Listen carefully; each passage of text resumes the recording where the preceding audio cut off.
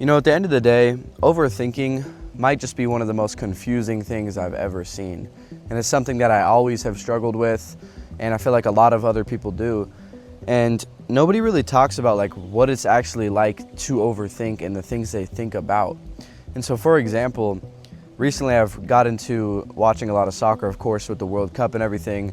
And so I've been watching a lot of Erling Haaland, and he has a YouTube channel that I absolutely love. It's like a bunch of cool videos of him, day in the life. So I think it's cool to see people like that, you know, show like what a day really looks like for them. And so I was watching their videos and I was like thinking to myself, or his videos, sorry, and I was like, this guy lives a sick life. I was like, he's got every watch I would ever want. He drives a freaking Ferrari one day, then he's got a McLaren. Like, he's got a lot of cool shit, right? And I was looking at his life. He's got a beautiful girlfriend. And I was like, this looks sick. All he does is just practice soccer all day, and he gets paid hundreds of millions of dollars for it. And so I thought to myself, I was like, what is my life? I was like, that's not my life. My life's not as cool as that. And then I thought to myself last night, making this video the next morning, and I was like, you know, my life is pretty cool. And something that I really thought about is maybe a way to overcome overthinking is thinking about what would someone else who's not living as good of a life as you might be think about the life you're living. And so that really had me thinking. I was like, you know, maybe my life is good. I live in a nice house, you know, I eat good food, you know, I could basically do whatever I want. I was like, you know, I do have a good life. And I knew that intrinsically that I do have a good life, but sometimes no matter who it is and no matter who you are, you always fall into that trap of comparison, and it's terrible. It's something that you need to steer far clear from because it can truly mess with your mental state. And so I was really just talking with my friend too earlier this morning, and I was like, you know, bro, last year, what would we be thinking about what we're doing now? We'd probably be hype. At the end of the day, that's what you gotta do. You gotta think, what would last year's version of myself think of what I'm doing right now? And if it's something cool, then you're winning, right? If you can think back to what yourself would think at 10 years old about what you're doing right now, however old you are, and would you be stoked? Would you be like, holy shit, I'm doing what I said I always would? At the end of the day, that's the beauty of life, right? And like the thoughts of memories and stuff as well, on top of, you know, overthinking, can truly be like one of the most deep things you ever think about, because I've started to realize now everything is in your head.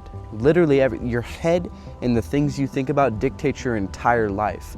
And of course we all know this, but you don't ever think about it. It's just like breathing. You don't ever think, God, I need to breathe today. You just breathe, right? It's an automatic thing you do. And so with your thoughts, you truly dictate like everything with them. Right? You wake up and think, okay, what do I have to do today? I'm gonna get up, I'm gonna go to the bathroom. Intrinsically, your head just does that. If you didn't think, you wouldn't do it, right? It's like just weird. And so sometimes you almost like wake up from this dream life or this simulated life where you're like, is anything even real? I'm basically narrating my own life. I wake up, I do some of the same stuff every day. I'm like, this routine that I've built, is it even real? I just wake up, it's like I'm just doing, and my mind is just thinking about other things while it's happening. I don't know. Let me know if you guys have experienced something similar. It's very, very weird. And so it just has me thinking. I'm like, has anyone else gone through this? They've had to. There's no way I'm the only one. And it's a weird thing, man. Overthinking's crazy. Don't let it consume you too much. It's one of the beautiful things of life, right? Being able to think on your own, because, you know, at the end of the day, that might be one of the truly last things you can actually own that's yours. You don't really own anything. Like, it's all fake, it's made up. The one thing you do own is your soul, hopefully you didn't sell it out to some random, you know, big corporate franchise. Who knows? But at the end of the day, it's like, focus on the small things in life. And, you know, I was telling one of my friends who's struggling with, you know, his business recently, he was telling me that he just feels like he's got so much overhead. He feels like he's just being stretched out completely. He's not able to do the things he really wants to do, and he just feels like he's overstimulated with everything. And I made a video on this on my short form content, you know, Instagram and stuff. And I was explaining it. I call it the tangled cord theory. And what it is I want you to think back to whenever you had to untangle a bunch of wires or cords. If you tried to do it like fast like this, it doesn't work. You can't spaz out and do things.